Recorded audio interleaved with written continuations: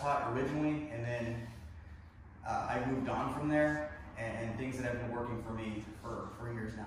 Okay, a lot of people are taught that you can just lock out your arms and build a frame, but once you start going with like a lot better competitors, it's going to be really hard to kind of do. Okay, so when I was kind of brand new, what people were taught is you can do a lot of stuff by keeping your back flat on the mat, and the problem is you can't, right? You got to be super flexible or super strong to be able to bench press people off.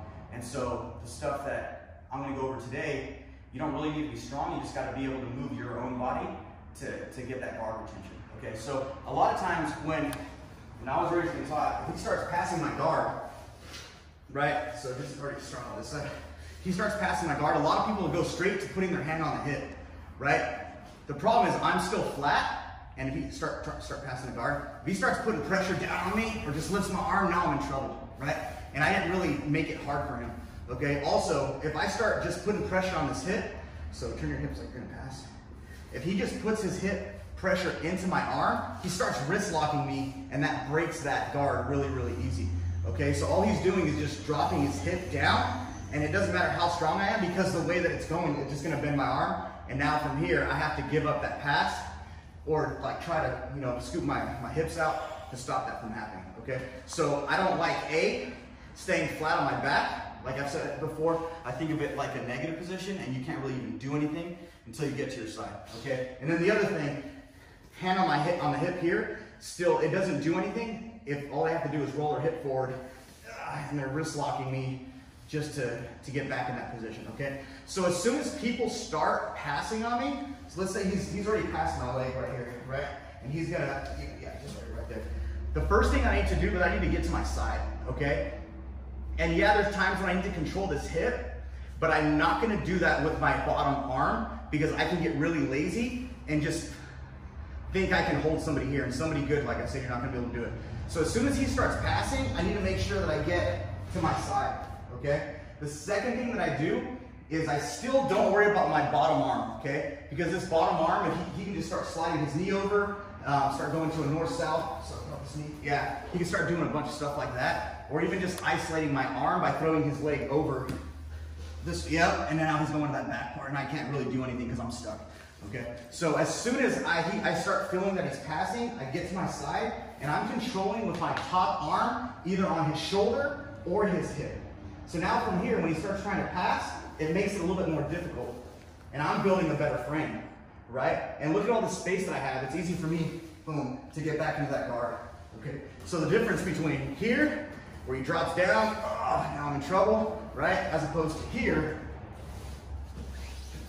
right? Now I can get him back in my guard, start thinking about triangle chokes or whatever I'm doing, arm bars, okay? So as soon as I get to my side, I need my hand as a frame against that shoulder, or upper pec, or his hip, okay? Now, if he's able to get past that, now it's my elbows, here. But I'm still on my side, stopping, right? Here, put your hip into me. Still have that room that I need to hip out, all right?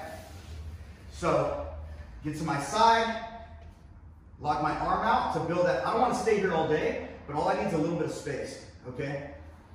Here, or even here. Okay, a lot of people start controlling here right away, controlling that shoulder and controlling this bicep, but that's really meant for the top guy not being able to get his arm around my neck and then flattening me out to get that position, because this is a horrible position for me to be in, right? So I have to make sure that I stay on my side and I'm controlling here, or even here, tucking my head in so he can't get that head control, okay? And now we're gonna do a couple drills. We're just going from there. So now, as soon as I get this position, there's two things that I can do, okay? With all this room, I'm just gonna bring my knee in, get back in that guard, right? Or, if he's putting a lot of pressure into me here, right? Or I'm here, all I have to do is retract my leg under and get to my knees to my turbo.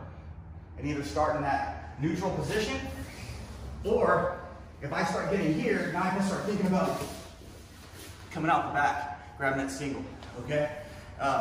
But most importantly, if we're not starting by getting to our side and trying to reach with our top arm instead of the bottom arm, it's gonna be very hard to re-guard, and somebody really good is gonna continue to smash, continue to smash, continue to smash.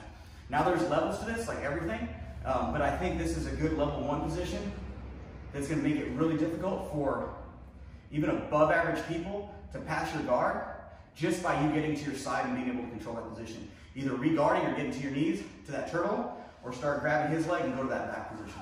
Okay, so let's work those positions.